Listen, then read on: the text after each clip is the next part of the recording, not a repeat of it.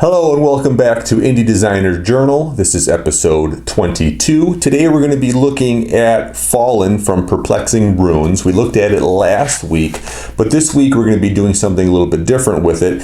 We're going to be utilizing the generators and random tables that are included in this book and in the Hillgrab expansion, which goes into detail about this really cool city. And I have another book here of random encounters we'll be utilizing as well to come up with a story for a campaign that I'm building to play with my daughter and her boyfriend. But the point of this video is not to showcase how I'm going to be using this game or how I'm utilizing these tables to come up with a story or narrative for my own personal game. The whole point of this is to show you as game designers or people who are just interested in design or creativity in general, how you can use the prompts that these generators create to come up with ideas for your own games. You don't have to always pull from your own imagination.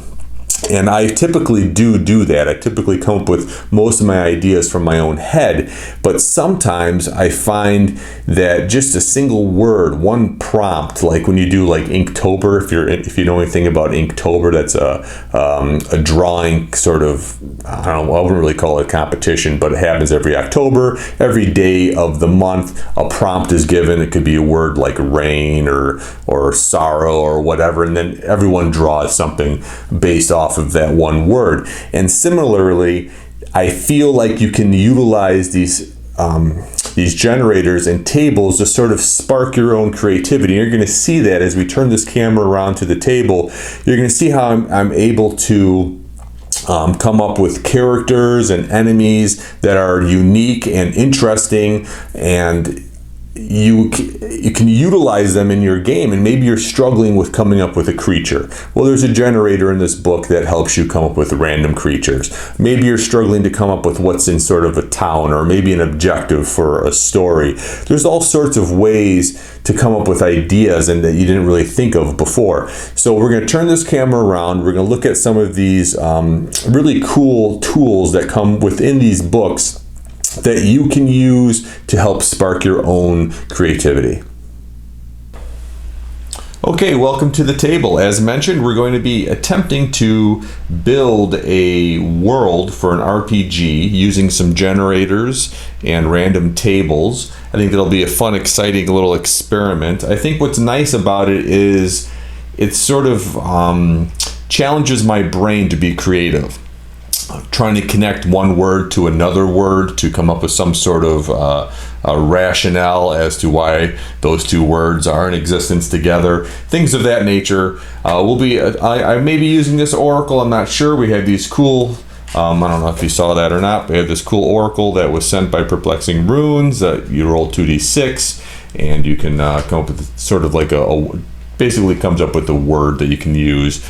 And pretty neat, and there's all sorts of things in the bag you can do, making quick NPCs or what the weather might be. This is a really cool little card just to have if you are a dungeon master or if you just want some sort of prompt. So these create nice little prompts for you. So does this deck of cards. I think it's about 20 cards here. If you go back to episode 21, I do go into detail a little bit more on some of these things, and we're not going to really do that today. Today we're going to try to focus on creating this world. So I'm not even sure if this is going to be where their game will take place, but it's still a fun sort of adventure, I think, to sort of come up with something. It's a good test. So what I know I do want is an inn. Right? I want the game to start with an inn, so I drew an inn. I don't have a name for the inn yet, and I'm not even sure if there is a random inn table in this book here. This is a book I'll be using as well. It's actually a fantastic book. It's called The Book of Random Tables by Matt Davids. You can get this on Amazon, and it's just full of random tables of different sorts, items that you find on a dead body, things like that. I don't know if they have names. They have names for people. We're going to be using this. That's why I have it out for naming some of the characters in the town. or in this little village we're going to be creating. There is a name generator that comes with the base game, but it's fairly limited, so I'd rather go to something that gives me more variety. This takes place in a fantasy world. This takes place in the 16th to 18th century, so I feel like some of these names would be holdovers and will work fine. And as always, we can just re-roll if we don't like something. So we have an inn. We need to name it. There is a tavern thing we can do here, generator. So maybe we will. Where was that at? Yeah, there we go. Maybe we can we can roll a 10-sided dice and we'll get our name for our little inn. And we got 5, and 5 is Warwick's Tavern. So that'll be the name of the tavern that they'll be starting in. So I think I have a spot for that. Yes, the inn. Well, I have this for the innkeeper. Actually, this will be for the inn. So we will write that down. So we know the name of the inn, Warwick's Tavern. Okay. Other things I want to have included, so I wrote down a bunch of stuff here. I do want to try to figure out some sort of an objective. I have an idea in mind based off of something I saw in the this additional book that was sent to me, Hillgrob. There is some pretty cool major events here, and I think one of them kind of sparked my imagination, and that'll sort of be what sets this story in motion, and that is the famous traveling circus troupe. Now, I could have rolled on this and sort of built my story off that, but I was just sort of reading through, and that one just seemed perfect for this sort of 17th, 18th century, for there to be some sort of mysterious traveling circus coming through. To me, it's just about as creepy as you can get.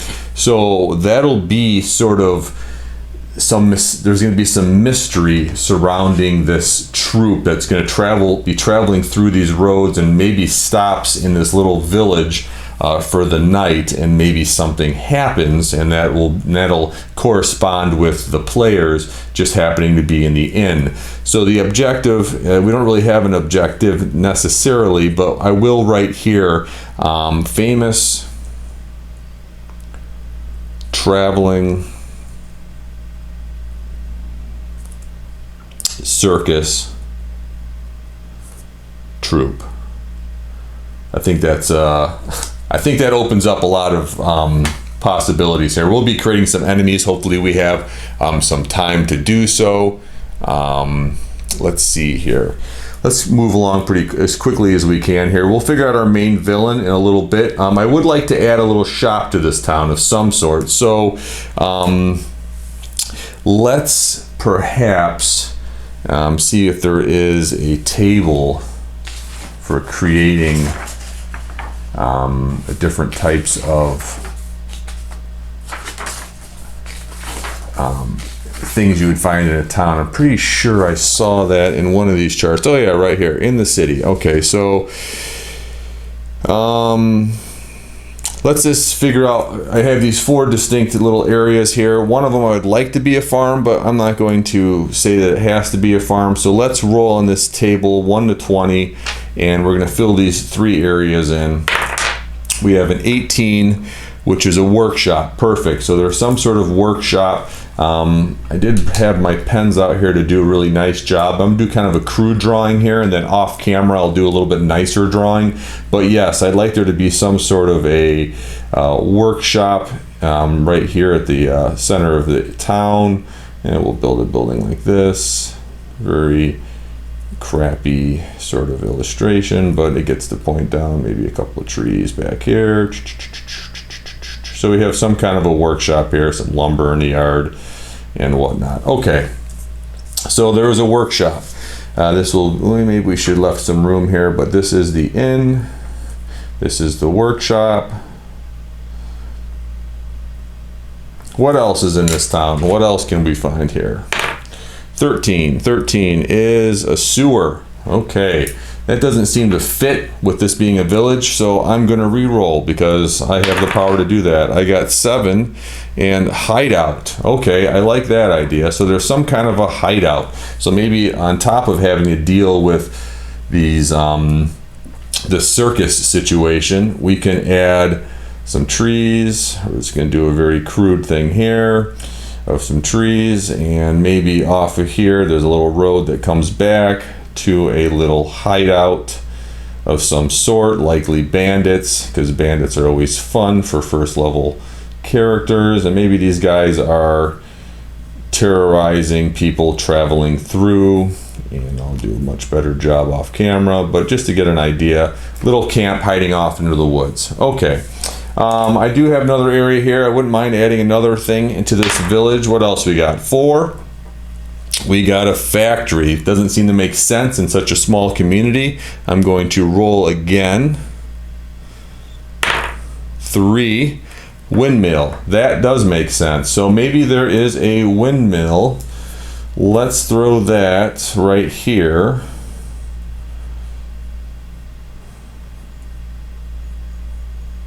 As you can see, kind of a little, not the greatest drawing. Maybe there's a little hut attached to it, and it could lead us to there being a farm over here, right? We're just going to say this is where the farm is. There's a windmill to grind down the grain, and there's some kind of a wheat farm right here. There has to be some sort of agriculture. It was in my mind. So we have some sort of, maybe some wheat field or corn or something, and they're processing it here. They have an inn in town. There's a workshop. So there's a small community. I would like there to be some houses along with this. So let's roll a 6-sided dice and add 2 to the result. And I'm just making stuff up here. Let's see how many houses are in this little town. 6 plus 2 is 8. So I'll have to add these later, but they'll be probably along this road here, maybe next to the inn. There'll be another one over here, maybe one over here. And how many am I at right now? I got one more. Okay, so we have some houses, center of town. Let's see. I wish there was a little chart. It'd be cool to have a chart for, in fact, I'm kind of being, I kind of feel like I need to make some sort of generator myself for just building a village. How fun would that be? But I think there should be something in the middle of town, because that always makes sense. Always seems to be there's something there. So let's think 2 common things would be a statue, let's say a statue, fountain, or a well. So 1, 2, it will be a statue. 3, 4 will be a well. And 5, 6 will be a fountain. So what do we got here? We got a fountain. So there is a fountain in the center of town. Likely slightly decorative in nature, but mostly probably for the horses to drink from. So sort of more of a functional fountain. What else do we want to get in here? The farm we already have figured out. It will be a let's say a wheat mill, a wheat farm with windmill. So who knows what kinds of things could be happening there. I'd like to make a shop. We have a workshop, so we're going to say that's the shop. So they're not going to have super fancy items there. They're going to have more, simple things there, which would be fine. We still don't have a villain yet. I would like to create some contacts really quickly. And how we do that is we come to this book. Again, this is the Hillgrob expansion. There's these contacts. So these would be characters that my daughter and her boyfriend will potentially interact with, and let's see what type of person they are. Maybe they live in this town somewhere, or maybe they're a traveler at the inn. We don't know. We don't care at this point, but this will sort of help me figure things out. We need a 12-sided dice, and we roll it 3 times, and we get roll it 4 times, and we get some information about them. So first one is a 3, so there's a scholar, so that sounds interesting. There is a scholar. What's his asset? What sort of thing can he bring to the game? 8. Here's rumors. So he's a scholar that's knowledgeable about rumors. Here's rumors. Liability, so there's something about him that's not so good. There's always some sort of shady aspect in this game. 8, vulnerable. So we can figure out what that means, or I will figure that out off camera. And methods. These are his methods of ascertaining things. 4, rumors. So this guy is just is the classic old scholar that has plenty of rumors. Let's figure out if it's a male or female. We'll do odds are male and evens are female. It is a female, so I'll put a little F there. And I can do a generator for a name, so we'll do that for this first one real quick. So let's go to the female table. And we will roll D100 on this bad boy and come up with a name. 85. 85 is Edlin. I like that name. So Edlin. So I'm not going to make all 3 of the contacts because I don't want this video to go too long, but I would do something similar to this. I would generate their the contacts and then pick out a name for them. There's also notable features and manners and things you could do to even increase them more. So let's do that for Edlin here to see what else that so we can see how much this can create a character for you. And like I said, this is great not for just making a tabletop role-playing game adventure for you and your friends. This is good for you if you're designing any type of game. You're trying to come up with a character, just roll some dice and see what comes up and build something from it. It's super fun. So here we go. We're going to roll for some of these other things. Notable feature, 7 has a birthmark. I'll write that down. Birthmark. My penmanship is quite terrible. Manner, so we can see what kind of manner they have. 7, cooperative. Great. Could have been a lot worse than that. A little detail about them. Let's see what else. 4, they have a pocket watch. Okay. And just little words like that can trigger your brain to start coming up with this story. Why does this person have a watch? Are they worried about time? Are they always concerned about what time of day it is for some particular reason? That it sort of creates mystery. And we already have names, so we don't need that. So there we go. We created an interesting character. We have an objective. We don't really have an objective. We know there's going to be a traveling circus in town. We have a little village built already here. What else we want to do before I run out of time here? I will do this sort of same generator process for the innkeeper. I'd like there to be a helper at the inn, a stable, for the horses, a farmer at the farm, obviously, the merchant, so that would be the person working at the workshop, and then some notable town folk that the players might interact with outside of these contacts that maybe aren't as supportive to the story but are helpful. Contacts to me would be players that could potentially even become NPCs or non-player characters that I would control and would help them or join them on their adventure. Townfolk to me would maybe help with rumors, or maybe could be an adversary potentially if they had a bad attitude. So we have that figured out. Let's figure out this last part of this town because we kind of forgot about it. Let's see what else is in this area right here, and maybe instead of making it something in a city, let's do a in the wild sort of in the wild generator. So let's roll on that instead and see what comes up. We need a 20-sided dice, and we got 17, which is rapids. So there could be maybe a river that runs alongside of this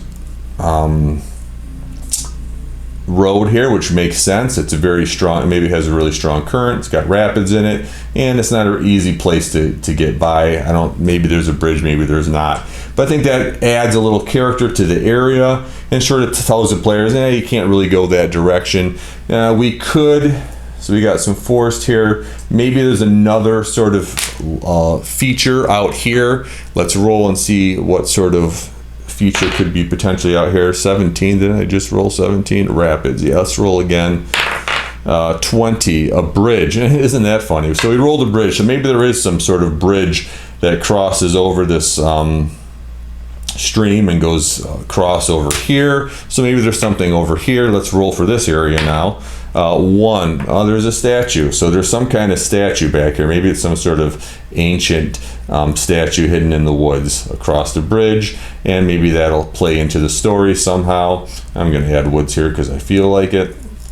And again, I want to see what's over here. Sorry about this kind of chaos mess here, but this is kind of how my brain works. 10. We have a layer of some sort. Ooh, okay, so that's fun. So let's say this gets, after the woods, we get some kind of rolling hills of some sort back here. Terrible drawing, I know. And maybe there's a little path that leads off and heads over into some kind of cave. Maybe there's some sort of animal out there. Okay, really quickly, I'd like to show how to make a villain. So I'm going to take a quick pause, and we're going to come back and we're going to make some enemies and figure out the name of the cult that we're going to be chasing down, that's going to be part of this famous traveling circus troupe. Okay, we're back. So I'd like to do a couple more things before we end this video. I'd like to come up with the name for the cult, and maybe it will generate 3 or at least 2 random enemies that you can make using this book. So let's do the cult first, and I did see that in here. Gangs, cults, and groups. So my thought is that this traveling circus is really kind of a front for some sort of cult that's up to no good. Maybe we'll figure out exactly what they're up to. So let's roll and see what the name of this gang is, and maybe that'll help us understand more about them. It is, again, we rolled a 12-sided dice 4 times, and we get to learn something about them. So let's find that 12-sided dice. Here we go, and let's find out the name of this cult. They are 11, which is Fallen. Happens to be the name of the game. Interesting. 10 on this chart, Fallen Hook. Number 3, or part C, is 10 again, Demons. Ooh. Okay, so that's their name. So their name is the Fallen Hook Demons. So that does not sound promising for the adventurers. And let's, under parentheses here, it does give an interest. So what's their interest? 2, smuggling. Okay, well that makes perfect sense. We don't know what they're smuggling, but it's probably not good.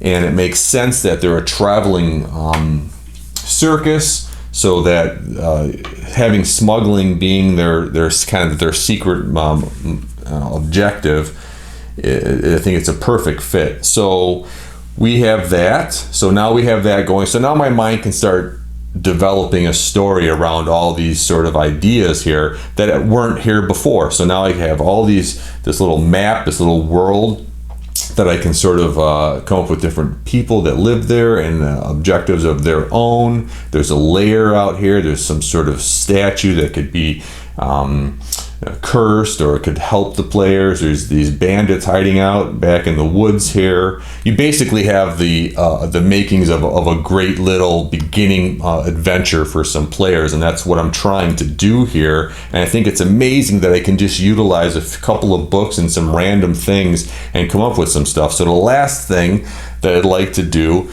we don't have a villain yet. That I'll probably figure out on my own. It's definitely going to be something creepy and relating to a circus, some sort of bearded woman or something terrifying, but like in a weird gothic sense. But let's figure out some random enemies that are players could run into on their way to the lair or to the bandits or something that might be on the road or in the forest. So in the back of the base book, there is a generator for making a monster. And I think I showed that in the last video, but we're actually going to utilize it right now and come up with some monsters of our own. Why? Because it's fun, and that's what we're here for. And this, again, it doesn't have to be just for a role-playing game. Something like this, if you're stuck on coming up with enemies for your game, having a generator like this, maybe they're not all going to be winners. Maybe you come to something that doesn't make a whole lot of sense, but it still sparks your imagination. I think that's the whole point of this. So this requires the 10-sided dice being utilized quite a bit here. So here we go. The base of our animal or our enemy is a 6. Spider. Well, we're starting out strong. So we have some kind of a spider. Makes sense to be in the woods or maybe in the hills. Feature number 1. So there's going to be the base for the enemy, 2 features, an origin, how it behaves or the way it acts, and then what it's seeking, what's its sort of purpose. Okay, so let's see. Its feature number 1 for the spider is 4 metallic. Okay, that's not great. We don't want to be fighting metallic spiders. That sounds pretty difficult. Okay, now feature number 2, 4 again, has hoofs. Okay, this could be super fun to draw as an illustrator. The idea of a spider that has hoofs, maybe long, tall spider with long, crazy legs with hoofs on it, made of metal. I mean, that's, I don't know. I don't want to deal with that. Origin. Where did it come from? 8. From a tower. How does it act? Maybe this thing is not aggressive. Maybe he's a friendly guy. I don't think so. He is 1, aggressive. So this thing is aggressive. All it wants to do is attack and murder. And what's its seeking? What's its purpose? 8, safety. That's interesting. So he's not out for blood. He's just trying to protect his territory, and he is very aggressive about it, which makes sense. Let's make one more, just because I think this is fun. And let's see what we come up with. 8, a horse. That's a great start for a monster, because we don't normally think of a horse. Let's see what kind of feature we have. 3, hair. Okay, so it's a very hairy horse. I'm gonna write hairy. What else? Feature number 2, 0, 10, speech. So it's a talking hairy horse. Okay. This is getting a little out of control. Origin, where does it come from? 10, from humans. So it's some sort of, maybe we breeded it, just like we did with wolves and turned them into little pugs and chihuahuas. How does it act? 1, aggressive. I'm going to re-roll that because I can, and I don't feel like this is a super aggressive animal. 10, stealthy. It makes me laugh. I'm just picturing it now. Some stealthy, furry, like yak-like horse living in the marshes. You can't tell it's there until it's too late. What does it seek? What does it seek? 1, blood. I like it. So maybe this is humans messing around too much with nature. They created this horse that they were trying to breed for some particular reason, and things got out of control. Maybe they involved some occult activity, and now this horse that can now talk is a sneaky horse that is after blood. That is quite terrifying.